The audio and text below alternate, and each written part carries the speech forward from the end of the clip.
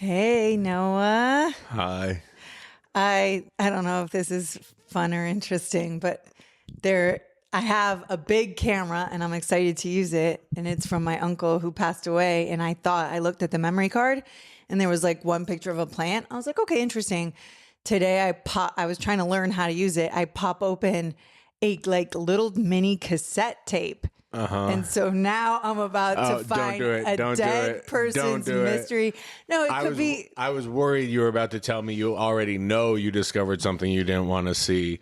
Hold on. First of all, you came in hot. I just want to acknowledge this is episode 9. I just want to put a pin. We're definitely going to get back to that. I would love it if people were very interested in the number of episodes. Well, the reason I want to address that it's episode 9 is we did not have an episode last week, so we had stopped at episode 8. And my friend Brian Coles, a listener of the pod, Thank you shout for out listening. Brian Coles. At the very beginning, after the first episode, I was like, how'd you like it? He was like, I think it was great. You guys are really good, but I give it 7 episodes before you quit.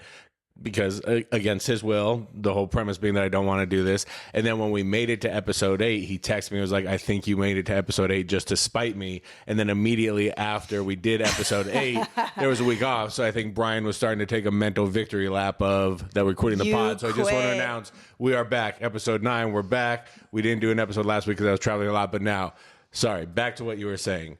You discovered an old video cassette in an old camera that you got from your deceased uncle. And you do not know what is on this cassette. Yes. And one of my favorite things with dead people is finding, like, I will sometimes have like a picture frame or something. And I'm like, I know there's going to be a check for like $2 million underneath. Like, I want like a Goonies surprise. Yes, I want money. I want mystery. Your grandfather left us a picture and we hung it up and the frame fell. And I thought you were going to be really upset about the frame. And you told me you were excited because something in your brain told you your grandpa like buried $20,000 behind the picture frame. Spoiler alert. He did not. It's just a shattered picture frame that our children then played with broken glass. But he did have wads of money wrapped in newspapers, like hiding around his really gross, hoardy apartment. I am begging you not to watch this video cassette. Not that I think your Uncle Zeev was up to anything shady, but you can't go back from that. As of now, you have a pristine memory of your uncle who was a wonderful man that you only think good things of. And I am sure there's nothing bad on this cassette. It's a treasure map you to open Pandora's a pirate box. booty. I'm telling you, playing with the memory of dead people, playing with the possession of dead people. As of now, you know what you know about your Uncle Zeev. I should go You and don't know what videotape. you don't know. I do not think you should watch this Great. tape. Thank you for your opinion. You're going to watch it, aren't you? I am. I also am like, feel like I'm going to blend in with the couch. I'm just furniture. Well, how's it going? How's it been? I'm good. I also want to address, I'm doing the pillow to the left. Last time we shot an episode, I like having something for my arms. I like having my arms up on something so that they can rest. So I put a pillow on my lap, and Esther warned me against it from the beginning. She was like, it looks ridiculous. I was like, I don't care. I want to be comfortable. It looks like you're hiding a boner when you put a pillow on your lap. And then we released a couple clips, and a couple people commented that it looked like I was hiding an erection, and I must admit it did look like I was hiding an erection, but I wasn't. I just want to be comfortable. So now I'm doing the Passover pillow to the left, lean to the left. So why is this day different than any other? You're just gonna have to deal with it. But yeah, it's good to be back podding. Quite a bit has happened. We didn't pod last week because I had just gotten back from Boston. I went out to do a one-nighter gig. It was a synagogue's 90th anniversary gala. The gig went great. There was nothing remarkable or special to talk about other than one thing I thought was so funny.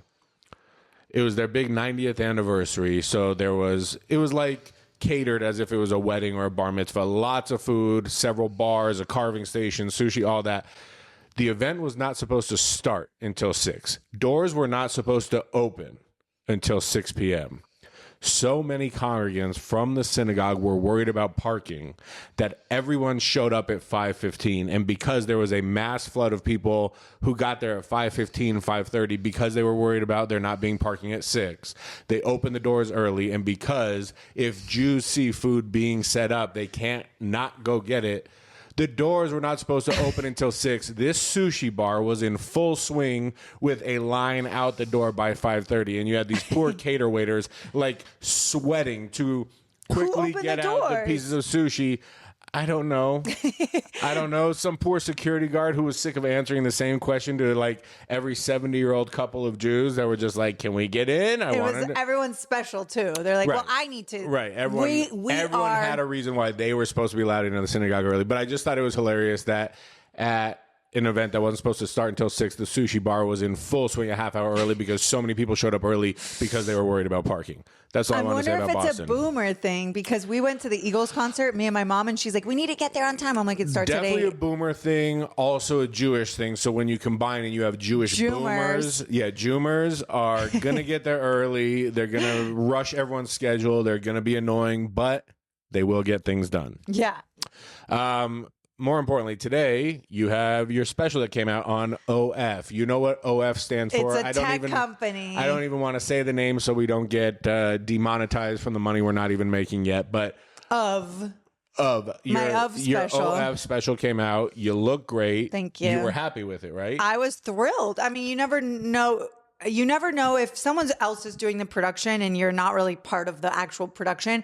You're invited. There's a call time. Of course, it was 2 p.m. because, but no sushi bar. We've already gone through all that. And it was a great taping. So check it out. Lots of funny jokes. Were you nervous this morning because you hadn't seen, like, you remember that it went well. You came home and were happy, but you don't know until you see what gets left on the editing floor. I need to know how they edited it. And you were happy with it. I was so thrilled. And the best part is that I didn't have to give people timestamps.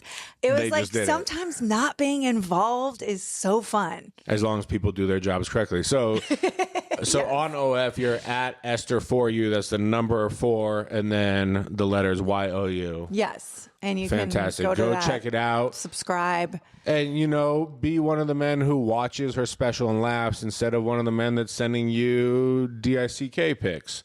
Although I do love that on the platform they have to pay you every time they send it. I think that's pretty awesome. We can cut this out if you want. I don't know. No, I don't really care. That doesn't bother me. It doesn't excite me. My day is the same. Right.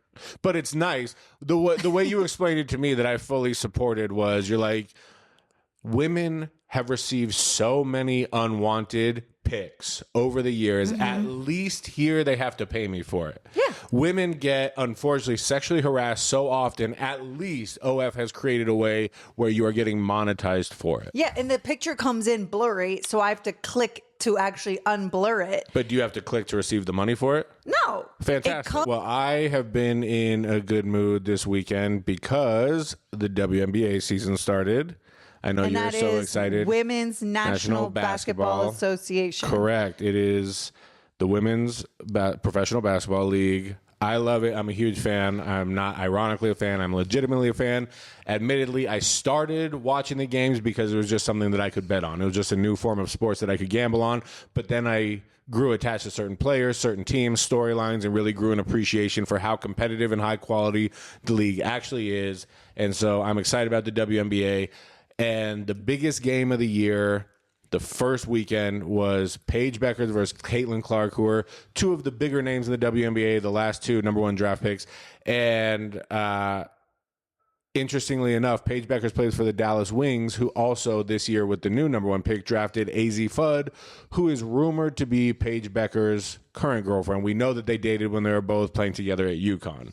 And you know that I only care about the drama of all sports. So it was a double win because not only do I now get to watch these players that I legitimately love, but I got you invested because I told you there was a romantic backstory, will they, won't they, as to whether or not Paige and AZ are dating. And as the game is on in the background and I'm explaining to my wife that Paige and AZ, I think, are still a couple, we realize our 5-year-old and our 3-year-old are watching with us, and they started asking questions about women being in love. And they know guys are married to each other because there are some gay fathers in their class. So they were like, so they're best friends, and we're like, they live together and they're in love, and they're like, but they play. Now that is new. They play on the same team. They're in love. They live together. There was so much to unpack. What I realized is there was nothing about the homosexual component of the conversation that I was worried about. I have no problem talking to my kids about gay marriage. I did realize we were opening up a conversation that was just going to lead to more questions. And in general, I am questioned out. So I wasn't upset about the gay nature of the conversation so much as I was, oh my God, this is going to be the next hour and a half of explaining what's going on. Yeah, they were perfectly fine. Two women who are in a relationship, but then Not the an whole issue. playing on the same team. They're like, who was the first one on the team? And did they play together in college? And is this something that like, did Paige help AZ? And then But either way, for anyone who's interested, the Dallas Wings are my hot team of the year. I think they're going to have a fantastic season. I think they're a fun watch. we think we know the Vegas team name. We have good for the NBA, NBA. team. Vegas is getting an NBA team, and we have it on good authority from someone who's very in the know. He's a mover and shaker around town. Do you want to reveal? So we've got the women aces, and then we have our NBA team, which is going to be called, we think, the Jacks. We heard it's going to be the Vegas Jacks, which I actually think at first I hated it, and it's grown on me. I think they can have some awesome uniforms, but Is that one of the cards? Yeah, the Jack. It's the male royal card aside from Kings, but they can't be the Vegas Kings because there's already the Sacramento Kings. So some people were not a fan because they're like, oh, it's the lowest face card. I worry about all the different ways people can inappropriate take the name. Obviously, there's the Vegas Jack-offs. If they're bad, they'll be the Jack-offs. The Jack of all trades.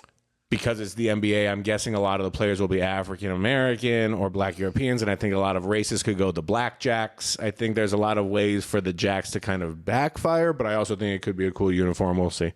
All right. Well, the Jacks, baby.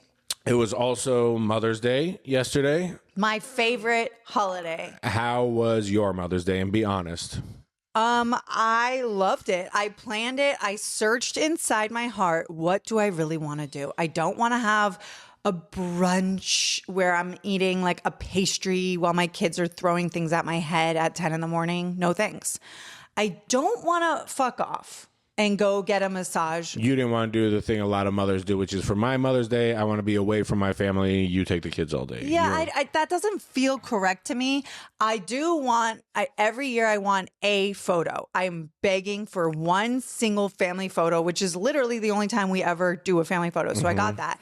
But we... You got that, but you timed it horribly. You got it after dinner, after we were all The timing full is always of Thai off. food. But It's anyway, always yeah. wrong. But we got it. And I really wanted to turn up. I like the idea of like a Las Vegas Mother's Day. I like the idea of like a pool party, loud music. So we went to Red Rock Casino. We got the hotel room. And thanks to Noah, we got the VIP perk. So gambling does pay off. Which was funny because you even explained it to our kids that because Daddy gambles, we got like a great room. And so I had my 5-year-old son be like, thank you for gambling, Daddy. And I was like, no problem, kid. And I always am like, responsibly. He gambles responsibly, And which the so casino doesn't like. We did get a room at the casino. We used the casino pool. Everything was awesome.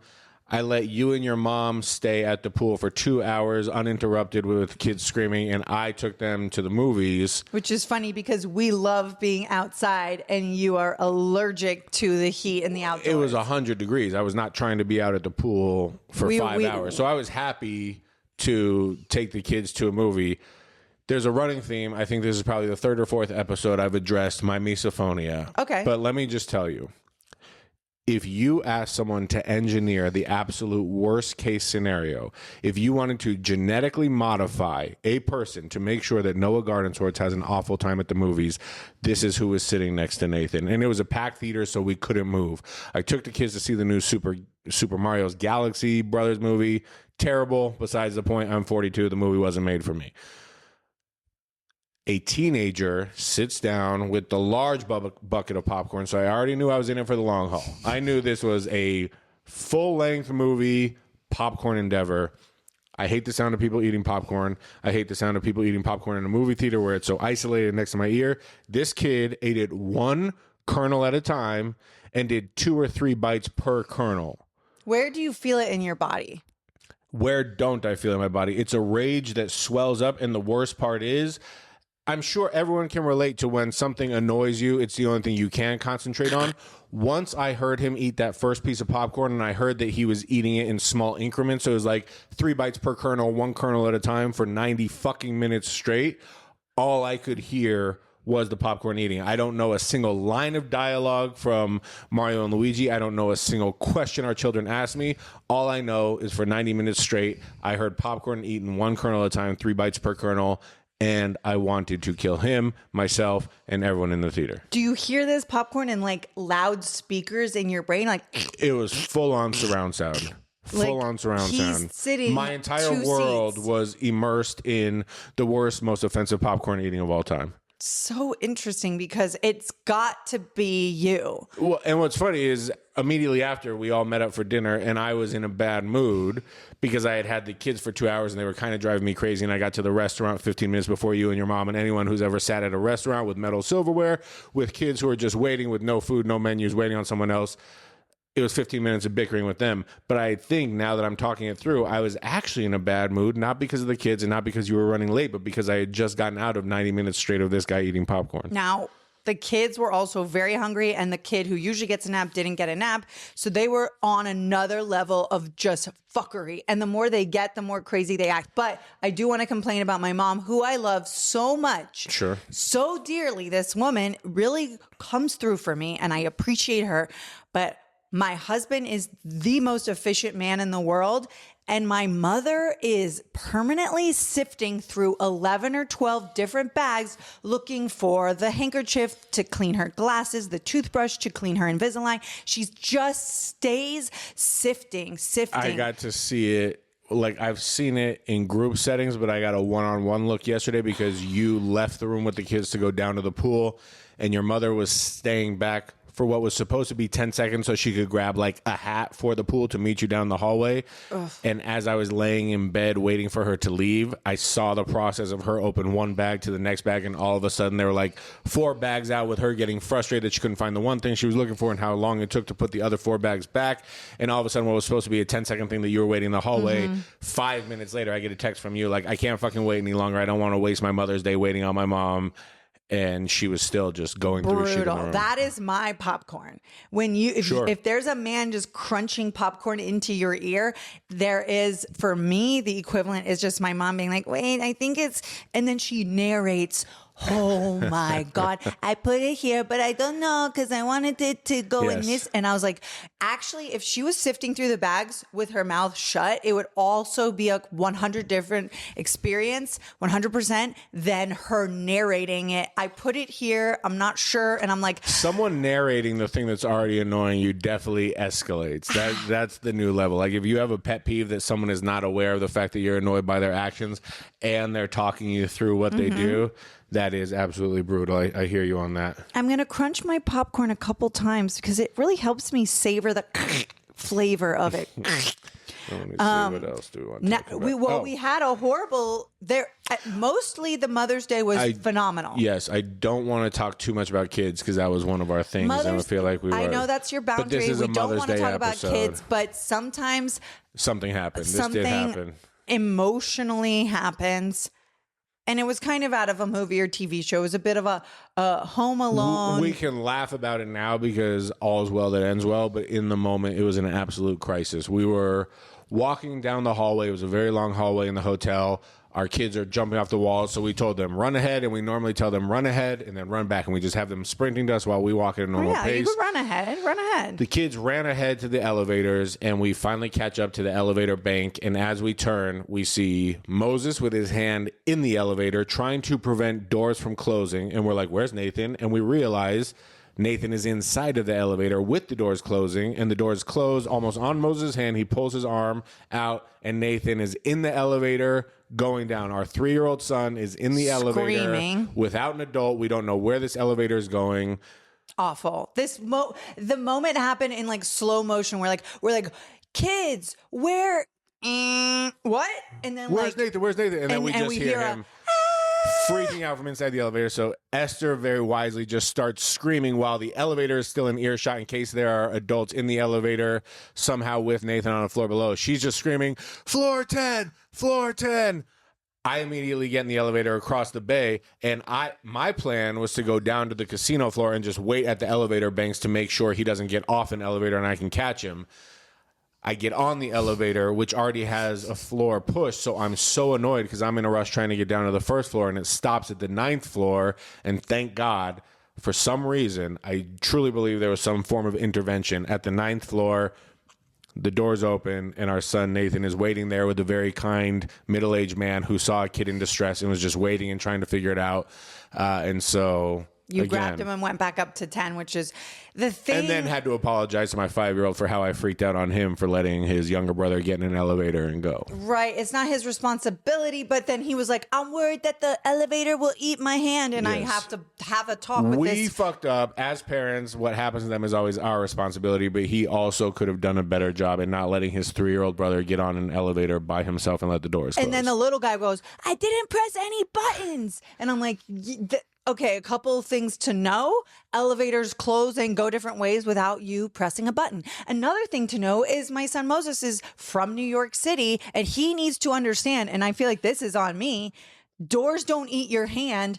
Hello, go to the New York subway, and people just hold those subway doors all day long. They're not ever going to kill you. You will actually open the door before they smash your hand. So we need to teach our kids a little bit more, but everything is a lesson, and thank God you found him. I also feel like someone needed to stay on the 10th floor just in case. Sure. Then someone should be on the casino floor or something. Like, I don't know how this would have gone down if you didn't see him on the 9th floor. I've replayed it a million times over, all the various ways it could have been an awful situation. I'm just thankful that not only did it end okay, but it ended okay quickly. Like, it was only a matter of a minute where Nathan was just lost in space on an elevator before I found him, and then we all met back up as a family.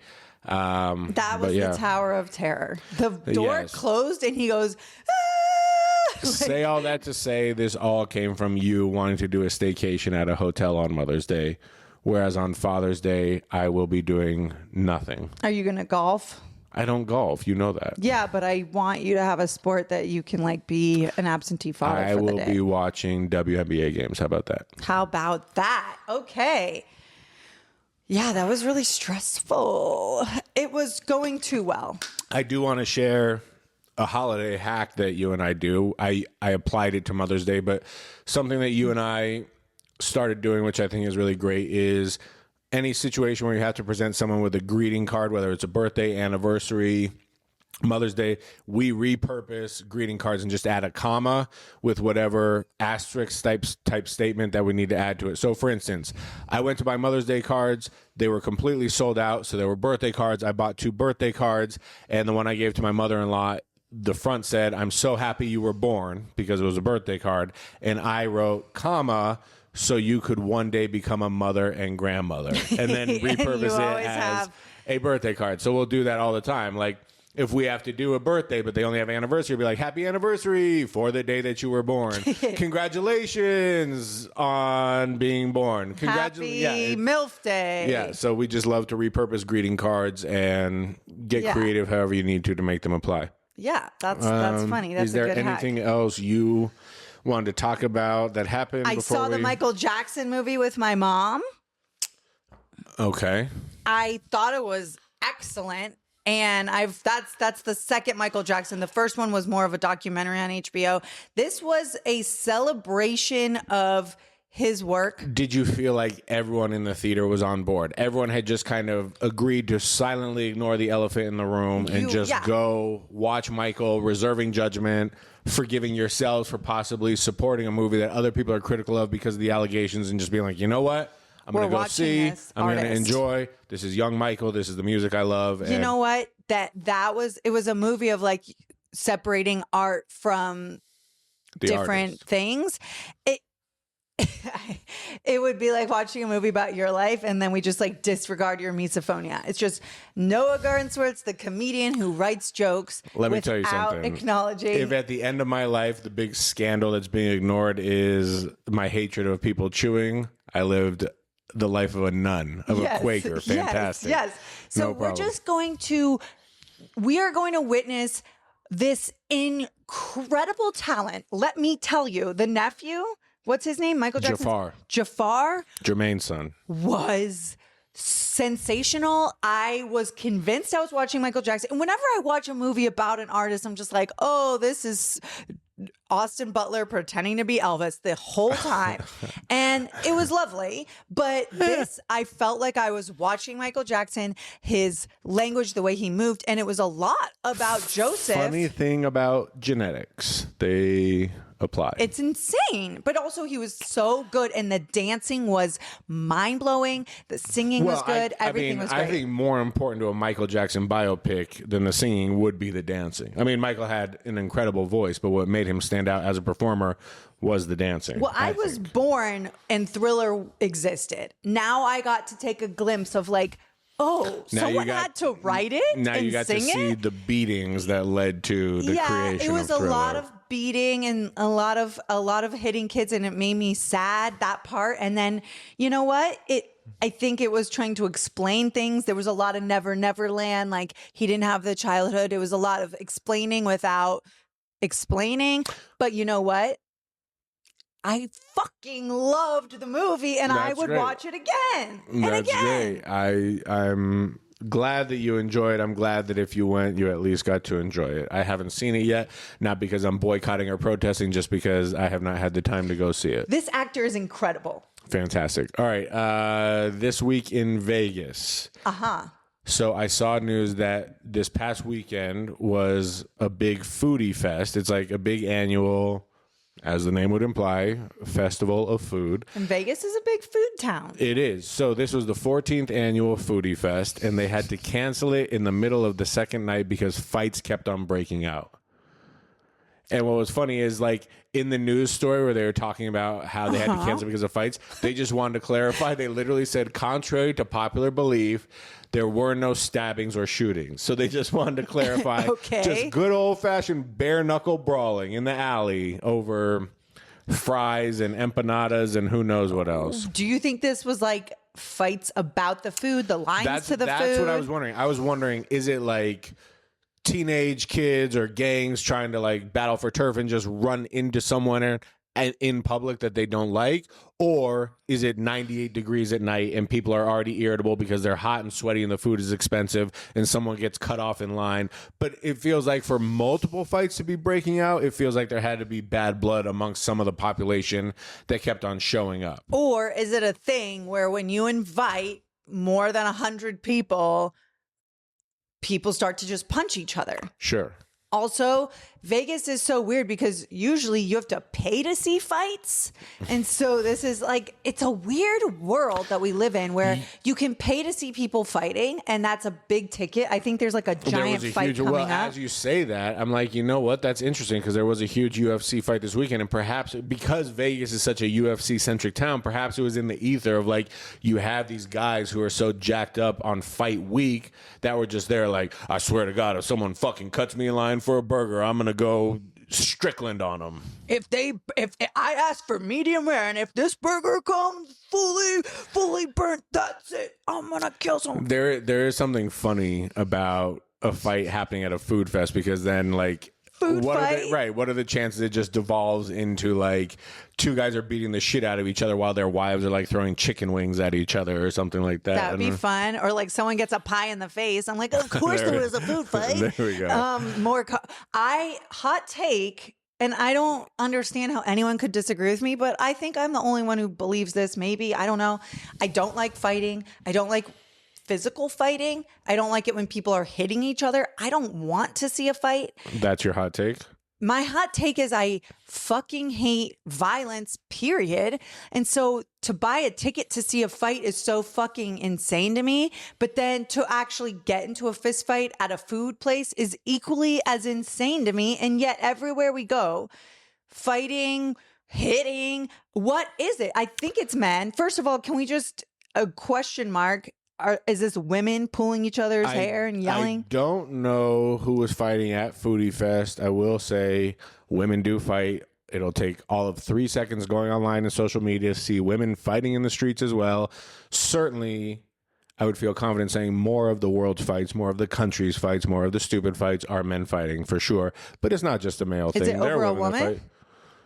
Oftentimes, but apparently, I doubt the fights at Foodie Fest were over a woman. I think it's over the line. Do you feel like it was like the Jews in line for sushi? Well, no. The one thing that won't happen is Jews fighting over sushi in line. But I do think, I would bet that it started from like someone waiting for 20 minutes while they were hot and irritable and someone cutting them off, or someone who was waiting in front of them let a friend in. What if someone was in line while someone behind them was chewing popcorn? I could see myself getting into a fight At the food festival. because I was irritable about the length of the line I was waiting in while someone else was making noises that were just making me that much angrier. I could see that happening. Or someone was standing in line with their own mother who was sifting through their bag trying to find a coupon for like... That's the thing. You say you hate fighting, but everyone has their triggers. Like, there's only so many times you can wait for your mom to find her Invisalign while you're waiting to go somewhere before the next person that cuts you off is going to get fucking scratched by your nails. You never know. Yeah. So that is a fight. I mean...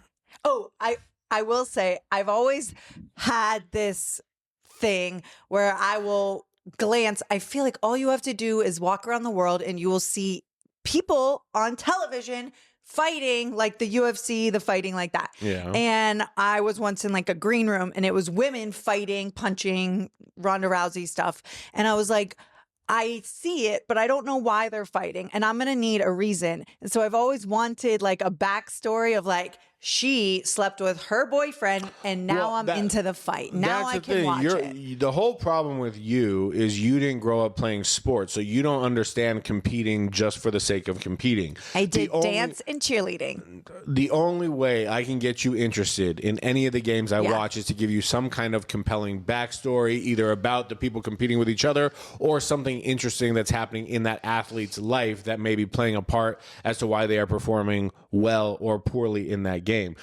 But it's such a lost concept on you that people just want to compete for the sake of competition. I'm going to punch her until she goes down so that everyone knows I'm tough. Well, if you train to be, if what you do is fight, if you are a fighter by trade, then yes, it's not so everyone knows you're tough. It's so that you can accomplish the goal of being the best at what you do.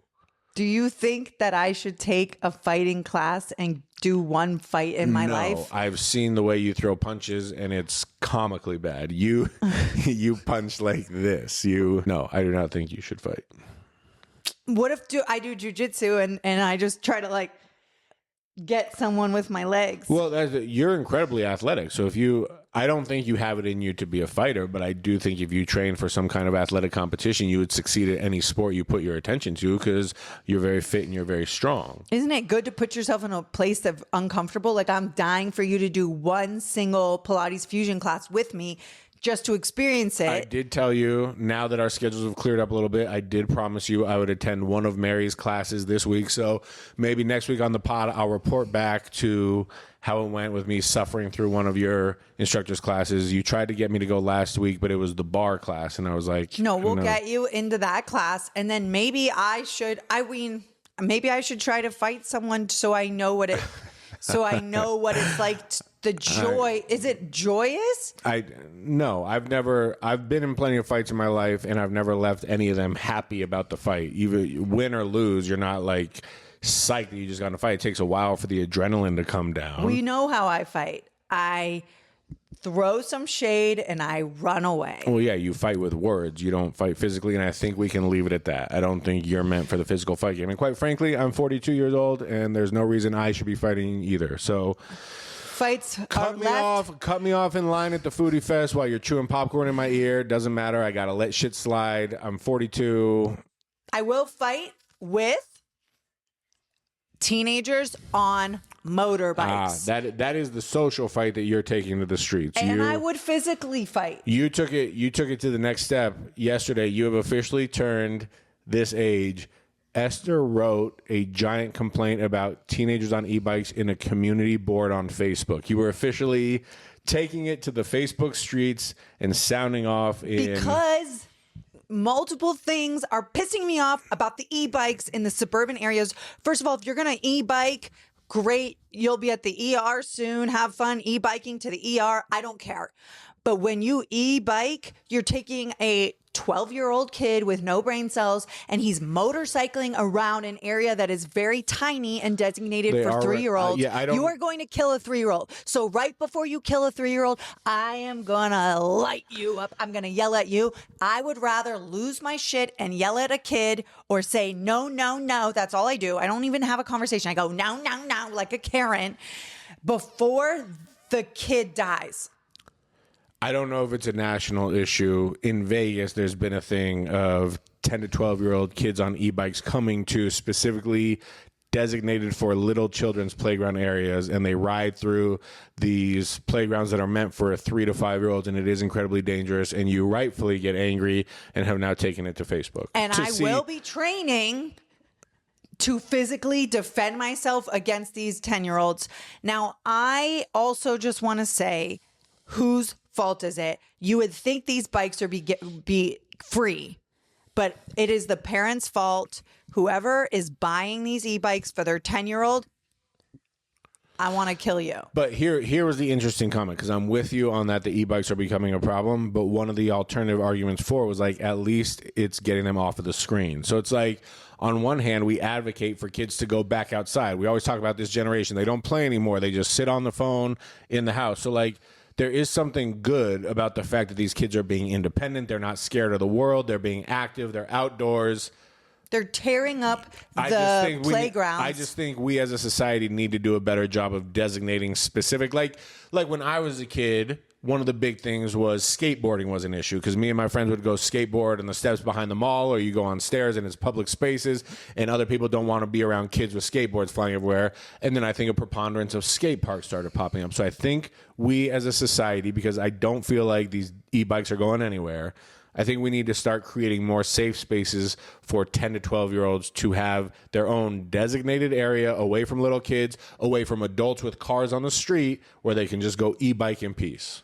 I think that they need to get on a bicycle and burn some calories using their legs, and parents should not be getting kids motorcycles. Period. What on planet Earth are we doing giving kids motorcycles? Everything you mentioned does not involve motor on anything. There should not be an electric motor on kids' toys. A 10-year-old could kill someone. The skateboard could hurt someone.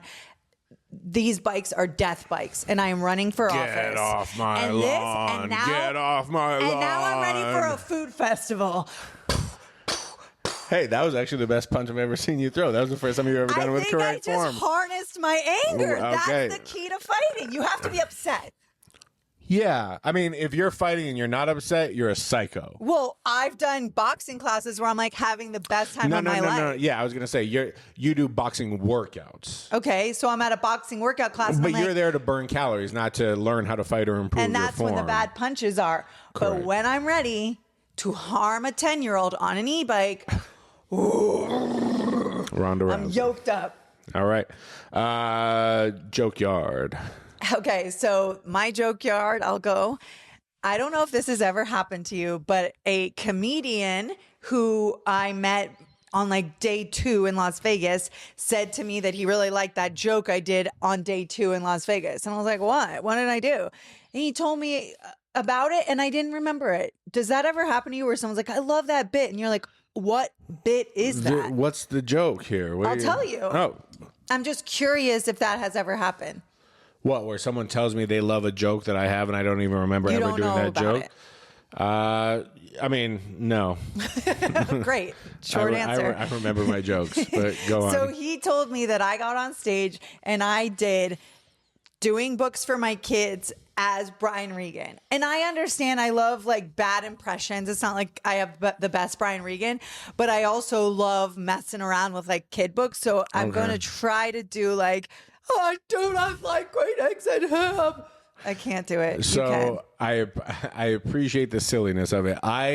Oddly enough, even though I'm like a meticulous writer for my own material, the things that make me laugh the hardest are just truly silly jokes. So I love that this seems to be a silly joke. My issue right now with the joke, if you try to take it to a broader audience, is even though Brian Regan is incredible at comedy and is very well known amongst comedy nerds and comedians themselves, I don't think the mass public knows who Brian Regan is. And if you do a Brian Regan impression, I think most of people are going to be looking at you like, who the fuck is she impersonating right now? I could do silly. Well, first of all, I do silly voices when I read. I am a silly person. I have to read these boring kids' books. I like to spice things up.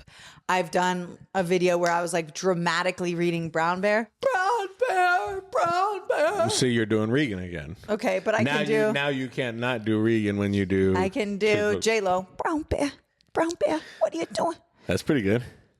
Yellow bird.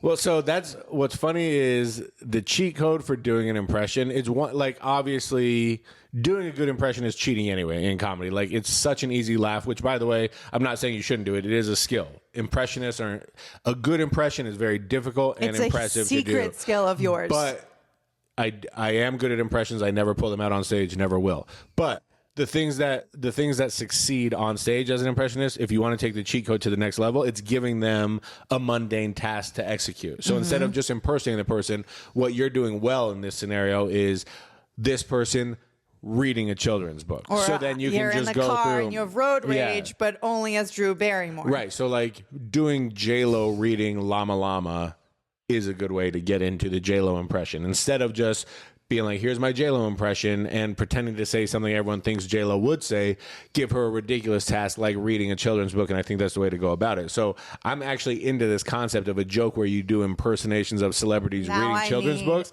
I just don't think, A, I don't think your Brian Regan is good enough, and B, I don't think Brian Regan is well known enough. But I am into you developing 2 minutes of the act, not much more than that. We're going to cut off after 2 minutes, but I would like to see some form of this celebrity, possibly J-Lo. First, I need a rock solid impression. Second, I can. What would you say your best impression is? J-Lo?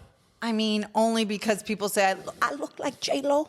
Oh, what a humble brag. Only because people say I look like J-Lo. I don't know that's humble. And we got the same nose job. Like what? Like, I don't know. I got Brown Bear. She's got the nicest hoops. I don't know. That's good. I don't know. I can't even think about the impressions. I'm not going to do it, but I am just wondering, what do you think is my best impression?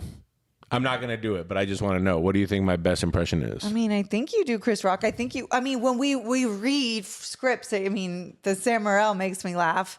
I can do a good Sam Morril. Will you do Sam Morril reading Brown Bear? I will not. I will never do any impressions on demand. I think that's the thing. Impressions that I'm very good at, I cannot do on command. If you tell me, like, impressions that I know I can do a Jokic, I can do all of it, but it has to be spur of the moment. It has to be something I feel like doing. If you tell me, do Jokic, do Chris Rock, do Sam Morril, I can't do any of them.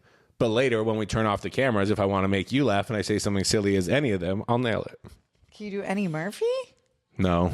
I feel like I could probably attempt Eddie Murphy, but you do a decent Sandman, Adam Sandler. Oh, Brown. Nice. No, see? I tried to set you up, and you just...